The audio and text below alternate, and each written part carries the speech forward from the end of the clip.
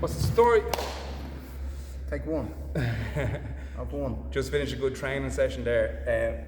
The one positive of lockdowns was having people down during lunchtime, more people down to train. So if you're working shift or if you're nearby working from home on lunch, get down. Good training to be had. Monday, Tuesday, Thursday, 12 bells. Yeah, we've been an eventful week and a half since we were last talking to you, whatever it is in and around. We were down to Cork, good road trip. Yeah, it was nice. Yeah, it was actually nice. Bit of freedom again. Out on the road. You're now county to county, you're all through them all. We, nice drive. Yeah, we got the train down there, went to SPG Cork. We drove down, but we got the train. That sounded like we got the train. Oh, yeah. I got the train down before, will not recommend. No recommend. Yeah, I have to go the whole So John drove. for a change, first time ever. Pat's the one always behind the wheel. All those epic road trips we've been on, the one where you put it into Google Maps and it's 712 miles, and you're like, what? That's nuts for me. Yeah, Pat's the one behind the wheel. But we got down to Cork, it was good, training was good. Really nice gym down there, don't they? Like, yeah. Nemo welcomed us in and brought us around the gym, and we got in on a bit of a training session there. And always very accommodating. Yeah, just a sound skin, like it was someone that wants to see the country going forward, and whatever he's doing his best job of it. Just a good vibe off him and his team, and yeah, it was really nice to get down there. Yeah, it was nice. And then we went straight from there over to look at the venue down at Cork, and Cork is really nice. Like, I was only saying because usually all we'd see is like some of the back alleys, and you'd be staying in a hostel. You'd never get a hotel. Yeah, true. We'd be down like 8 of us in a room in a hostel the night before, something like in the Neptune. There's that like is the usual spot. Yeah, you go in and it's like, oh, who lined up the accommodation? Like, oh, it's a good spot. It's not that there, and you get in and then the the tunes are going. Came up and he's like, the music will finish at about 1, half 1, and we should have them out by 3. We're just like, what? We're competing at 8. The usual, but it was a bit smoother than that anyway. But yeah, Cork University is lovely. Like, really, I know you know about history. I kind of just think I know about history, but it's very old, isn't it? It's old, like it's. Oh, you have me on the spot now, don't you? It looks it looks old. Yeah, it looks like the countryside. Yeah, no, it's lovely. There's a lot of grass, water, stonework. Stonework. Yeah, landscape and all comes together. Lots of greenery, stonework, and then once we went into UCC, and it was ran by, I assume it was ran by probably like all schools in Ireland or colleges in Ireland one point, but like the church or the Christian, something like that, because there's a huge church in the middle of it. Yeah, there's huge church everywhere. Huge churches everywhere, I suppose, yeah. And nice, interesting the way it's kind of like an older, like kind of visual, but then the venue was like modern in the middle of it. Yeah. So that's cool. Yeah, see a bit of everything outside. It's nice. So that was that backup training, and then this weekend has been a whirlwind as well, hasn't it? Like, we're doing so much stuff. You've done a bit more, Yeah, a few bits on, but we were out the IMMA National Championships, wasn't it? The All Ireland, sorry, we're on. It was the first time ever that they got to run them, because we've been out to a number of the team qualifiers and training days that they've had over, like obviously before lockdown, before coronavirus, done a few of them, and they're all great. And they were saying that now it's got to the stage where there's only so many slots at the international events, so they have to have fight-offs to see who's going to be there. And so they rounded up into a national championships, and it was a really good weekend, wasn't it? Like, it was Friday, Saturday, and Sunday, so 3-day event. Max 8 people in a division, so you could fight Friday, Saturday and Sunday if you continue to win and there's no people in the division. It's tournament style. Yeah, tournament format, and it's the same format and the same kind of procedures, the same timelines that would be when they go abroad.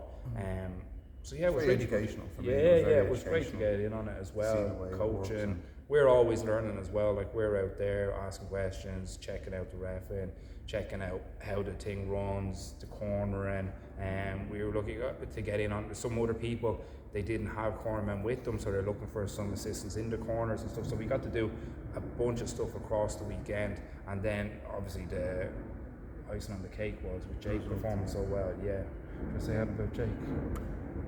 No, we could go on about him all day. No, very little. Just Jake's not one for words. He just keeps it quiet and he trains hard. Yeah, he came in as a very baby-faced young guy, like a long time ago. Competed on the jiu-jitsu scene, brought him up through the jiu-jitsu scene, worked on his striking, and trains consistently. Doesn't care about social media, doesn't care about follow one, just puts his head down, puts his chin down, and trains hard. So no, it was a credit that he got the win and a first round submission and made it on to Team Ireland. And we'll be representing Ireland in the Europeans, because it's something that access him more fights. He's hard to get him fights. He's in a kind of tough area to his weight and his age. It's hard to match him off. So now over a few tournaments, hopefully he'll ramp up his experience. Huge experience. I think it's very important what you touched on there. Like, he's fairly quiet and unassuming, but like so often you see the same sort of, not the same individual, but you see the same characteristics of individuals that do well over time. Quite often the guys that are noisy, the guys that are putting it all up on Instagram, especially at this level, like, I understand when you start getting paid for it, maybe you want to try to market yourself a bit, but like, this is like early stages, amateur. Like, he's come through the novice, he developed in the jiu-jitsu, like you're saying, he's done the novice leagues, went on a run there, then obviously there's coronavirus, shut everything down, now he's back, stayed busy what he wanted, and didn't waver off the path like happened to a lot of people, unfortunately. It's just the way it goes. And he'd have less training than some of the guys that went off. 100%, yeah, because he said he's 6 years training total. People forget there was like a year and a half where he didn't train, so he's about 4.5 years training total, like. And a lot of people done a lot of training, and in my opinion there's no point doing MMA. Like, you can do it recreationally as a hobby, come in, train twice a week, don't go too wild and sparring around like that, and that's perfectly fine. If you're going in there and slugging the head off each other, because we don't do it in the club now, but some people will take it upon themselves to do it elsewhere, and they thump the head off each other, absolutely positively. And if you're dropping out of early stage amateur, all those punches in the head were for nothing. I would not recommend it. You just do it if you're going to go far, and Jake's one that's going to go far. Very far. Yeah, and like Pat was saying, the experience there. Unfortunately, first opponent hurt his arm and wasn't able to compete against Jake, but Jake still got to go in, get his hand wraps, warm in, hands all into the cage, as would be at an international event. Because sometimes opponents just pull out, it's just part of the sport, it happens. People get injured for whatever reason, people don't make it, but you still get the experience of going in. And then, of course, he was ready to go the following day when he did get to fight someone. And then when the Europeans are on in May in Venice, and then that's another chance he's going to get some matches together, and another chance and another one. So it's really good, and the guys are really putting in a lot of work behind the scenes to try to get opportunities for these guys, because it's something that a lot of people touched on. So often it's just about how many tickets you sell at amateur, and then it's a 12-week camp, a huge weight cut, and you're going out fighting in front of a crowd that's like absolutely locked, shouting obscenities. Maybe Pat brings on himself, but he got a lot of stuff shouted at him back in the day.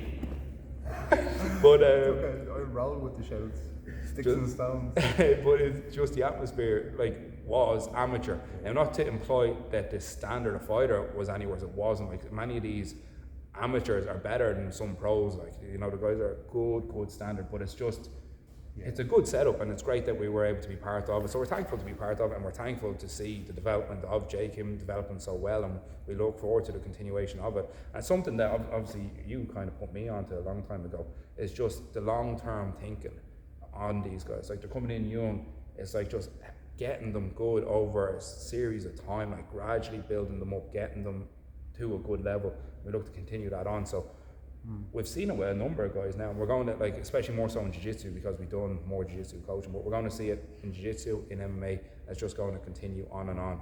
We were kind of shut down a bit there with the shutdowns, but it's great to see it starting back up again, like the success. That's all it was. Success conveyor belt, I think you called it before, and that's what we're hoping to do, just roll it out. Successful in all areas, and the gym being closed for 2 years or whatever, it's all about me now. Like, it's all behind us now, and just so lucky to be back open 6 months, and lads doing better than ever. Going forward, we've got in the gym National MMA League round 6. That Saturday is cage setup, Sunday will be event, so we'll have kids fighting from 8 years to 50 years old, kids, teens, adults, all the way up. It's going to be an all-day event. There's a lot of people register first, so there'll be a good bit of planning into breaking it down. Frank something is a new media guy in the area. He wants to start trying to get involved in MMA and the local scene, so he's going to be coming and setting up in the corner, doing coaches and competitor interviews. So that's a plus. We'll have our professional photography. We'll have our online stream for anyone that's at home or can't, or is in another country and wants to watch their kids or teammates or friends or family compete. We've got our referees in, we have our cage, so everything's lining up to be a really, really good event. Yeah, Busy, absolutely. but good. And then, how much lads do we have competing from the gym? I'm not too sure It's offhand. 40, would you? Something like that. Yeah, so it's great. Yeah, the guys are getting in, and the guys from our gym, guys from every gym, like they get a chance to come in, and it's a novice event. There's no crowd here really. Obviously, there's competitors here. Anyone who wants to watch it from at home, there's a stream so you can watch it. But it's a different atmosphere. There's no alcohol or anything like that. It's a learning atmosphere. It's a learning friendly competition environment. There's no one trying to knock each other out or to get disqualified. It's an opportunity to go up, and then when you're good at that, then you can go on to amateur, and then you can go to higher and higher level amateur, more and more difficult tests, and then work your way up onto pro. So it's an important part in the jigsaw. Yeah. And fair play for Patsy. Like, for thinking about it, I don't think, was that one of the first internet, like I don't know of any novice events in other countries, or I haven't heard of them. Like I wouldn't be on top of the scene elsewhere, but it's probably one of the first ever. Because when did you run the first one? I don't know. Yeah, just don't know. It's a Just few ran too years, much like, events. It's yeah. Probably, well, with the COVID, it would have been probably 5 years ago now.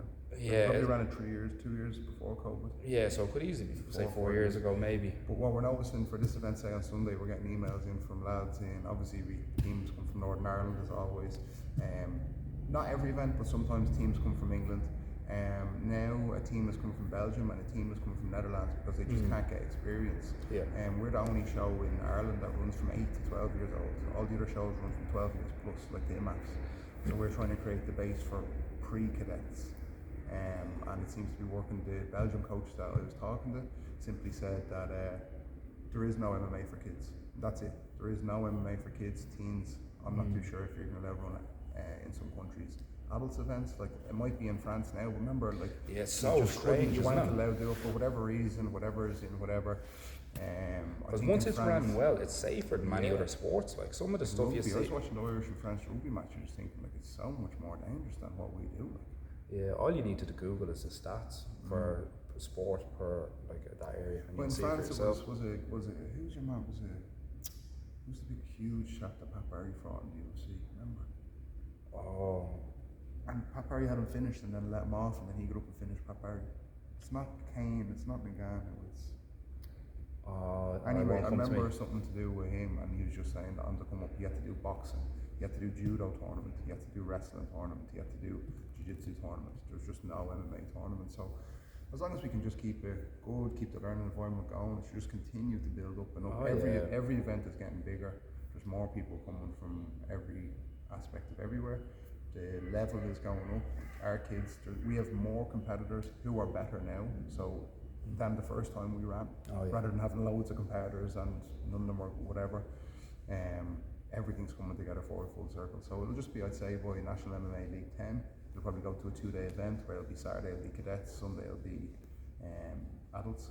And sure, we'll just keep. The whole reason we started it was to get Jake fights. That was the reason I started the MMA, because we couldn't get matches. And I think it's a good thing because we were coming through and we were ambitious for the guys. So I think when we found ourselves in a number of scenarios, we were like, oh well, obviously it affects everyone. Like there was like Jake couldn't get competition. Then one or two guys that were older went and fought amateur, and you're just at it, and you're like, to jump from just a bit of training in the gym to that is just crazy.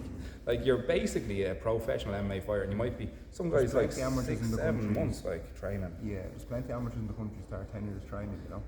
Like I was fighting MMA in 2011, 12, was it in around there? Yeah, it was. But I trained with a couple of lads in the country, like they're still fighting amateur, you know. And that's not a problem, like that's just the reality of it. Like there's lads out there that have had 20, 25, 30 amateur fights. And then you're going in against someone that came from a beginner's program into an intermediate program, might have had a small bit of experience doing rugby or something, have 7 or 8 months MMA experience, and they're going in against someone with 10 years. It's just down level. Well, thankfully, usually the matchmaking won't be that extreme, but you'd see.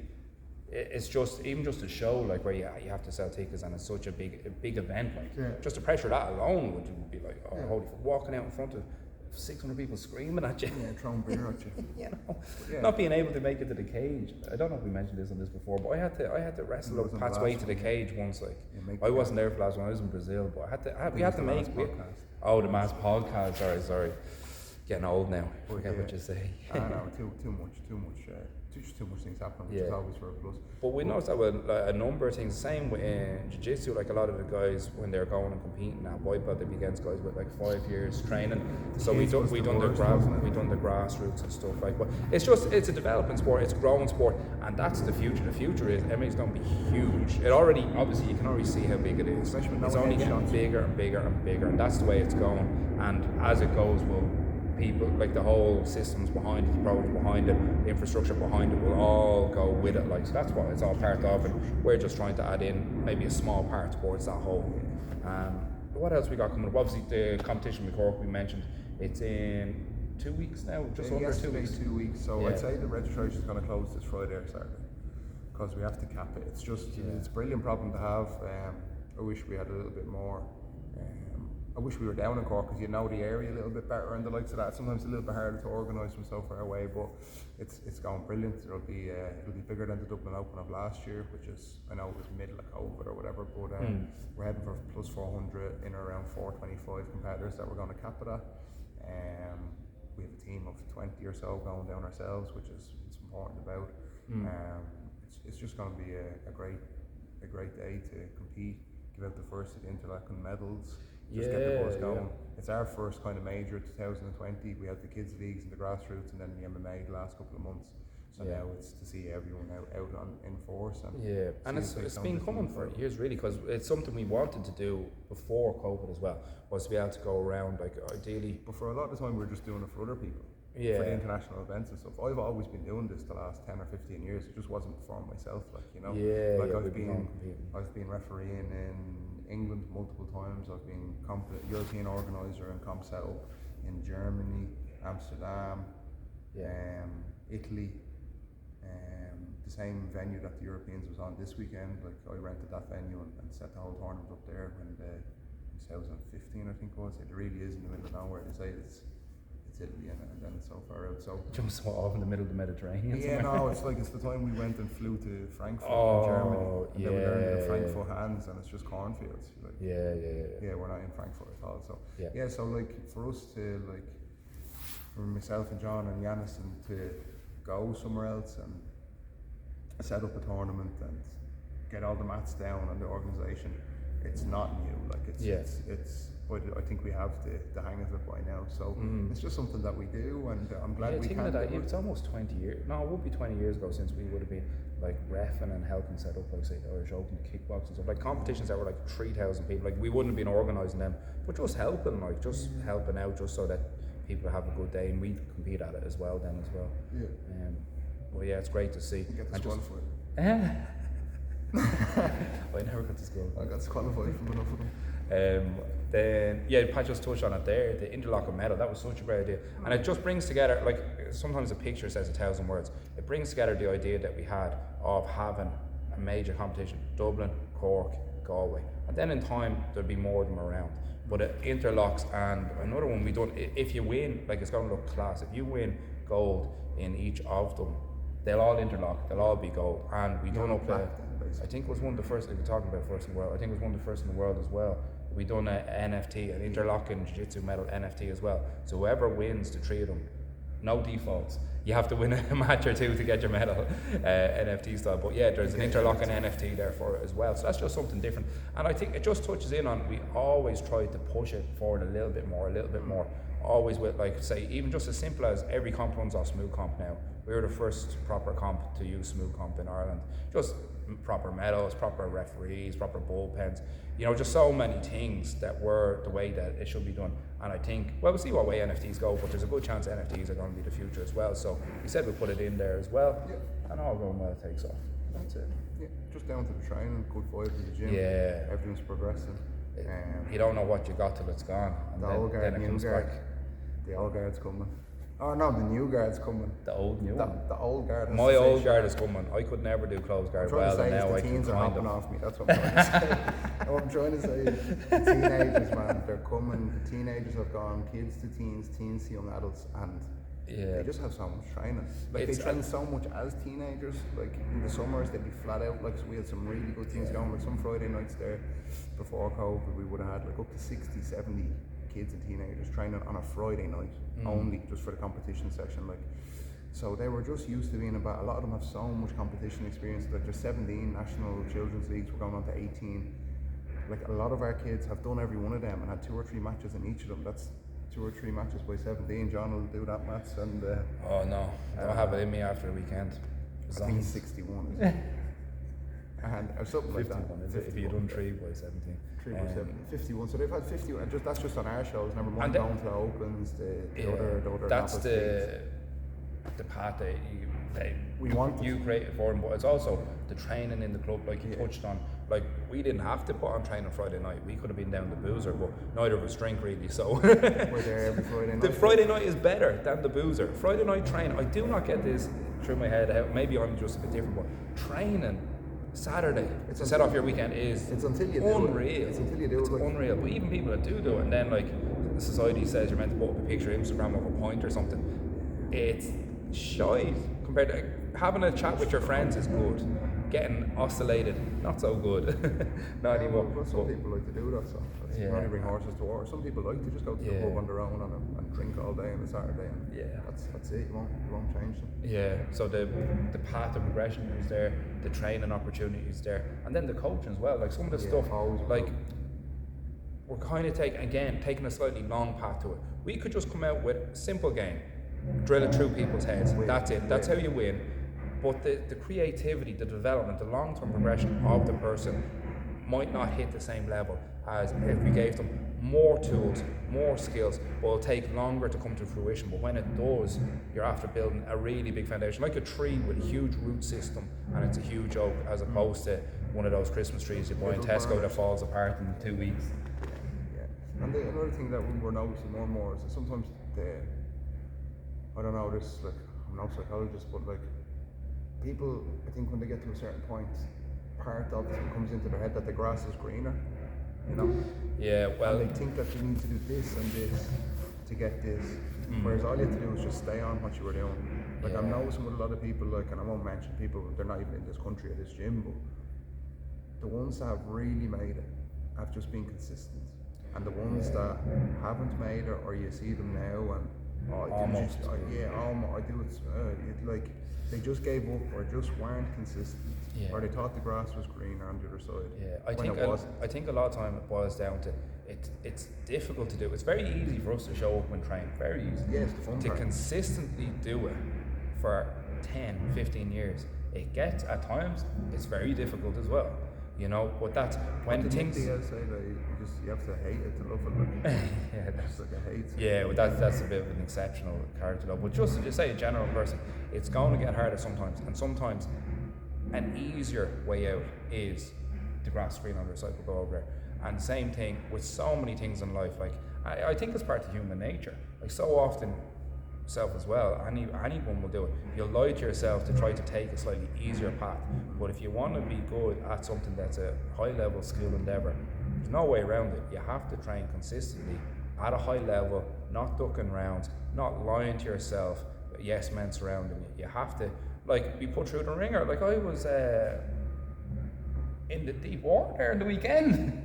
Like I came back from coaching Jake, done the open mat here, so I was running in, flew into a few rounds. The next thing I know, I had big Carlos there on top of me, like just draining me. And he's a purple belt and I'm a black belt, you know? But that's the reality of it. Like I could be like, I'm not rolling with you today, Carlos. No, I'm not having it. But if we go out there and like say some of the blue belts are really sharp, like, and I'd let them go a little bit into a particular game just to see what's happening, get your defense to it. And you might get caught, you might get tapped. But like, that's part of it. And then next time I get a little bit better, a bit better. Or you could just stand at the wall. No chance am I rolling with you. Hide behind your belt. Yeah, and hide behind it. But you won't keep developing your skills if you do it that way. But that's just the way it goes. Again, laying on family secrets left, right and centre. Oh well, it is what it is. You're afraid of Carlos as well. I'm not afraid of over. I'm not afraid of any man. I'm not afraid of anything.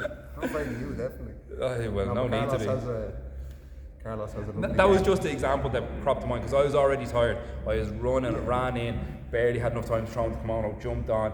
Then there's these teens that are just like running at you, and then and I was going high tempo because I wanted to get the training in, and then next thing you just turn around and say, oh, Here we go. Here we go. Great role. Lost without him, you know. Yeah, no, it's great. Like that's it. Like you could shy away from the opportunity, or you could take that opportunity to get better at. Like there's a jiu-jitsu. huge difference between hard rolling with someone to improve or hard rolling with someone that there might be an injury. Oh. It's just like you don't want to roll, like especially after you've been training a long time. If there's a chance that this chap's going to be an injury, it's getting to the stage where it's just like there's no point whether I could beat him, not beat him, or whatever. Just like if you're going to get an injury, you might as well just get at a competition. If it is like you're going that mental that happens there, all right, fair enough, it's not ideal.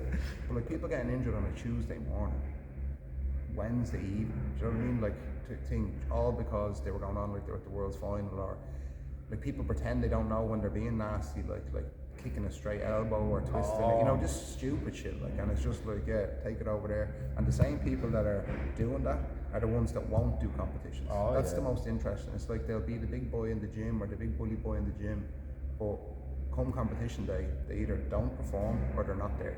Generally not there. Generally not there. So yeah, we might have to put up a board that if your name was on the board, you're just not out rolling the gym. You have to do 5 comps and then you can come back and roll or something. Because it's easy to come down one time a week and just go fucking spastic, like.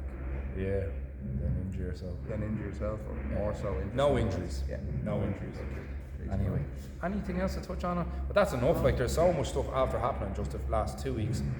Two weekends. Well done to everyone at the Next 2 Europeans weekends as well. The IBJJF European seems like Ireland got more medals this year than ever, so that's always a plus. And please God we'll be out with the next ones. Putting, Oh yeah, absolutely. chasing hips, chasing hips, chasing tips.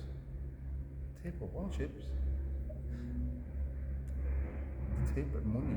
Oh yeah. What's wrong Sorry. with you? Do you have a major in English, like? Sorry. Got caught out there. Too much happened the weekend. I'm a bit dopey. I was telling Ashling I felt hungover this morning, even though I don't drink, but I actually did. Well, that's what the weekend will do to you. Right. Until next time, guys. Ooh,